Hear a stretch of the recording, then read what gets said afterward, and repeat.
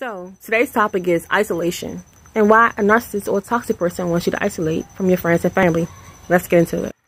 So one of the reasons why a narcissist wants you to isolate or a toxic person wants you to isolate is because they want you all to themselves.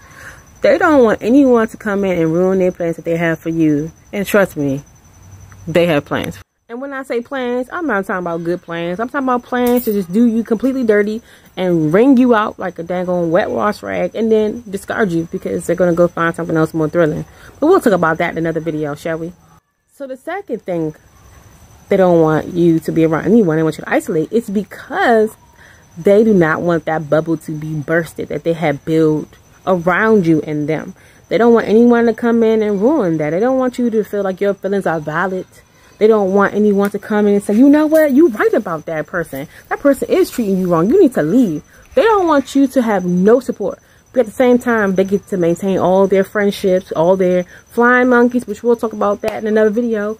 But they have all these support systems, but all your support systems are just horrible because they make it seem like it is. And you want to trust their judgment and you want to feel like, you know, you have this close bond with them. And so you just be like, okay, you know what, maybe she isn't right. Maybe she isn't my friend. But in reality, they were your friends and your family really mattered and cared about you.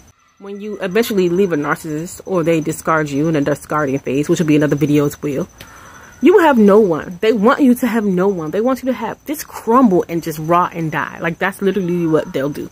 They don't care. They want you to feel like you have no one on their side. And when you leave them or they leave you, like you just be so dire and desperate for what they gave you before because you feel like that's the only thing you have because you have no one.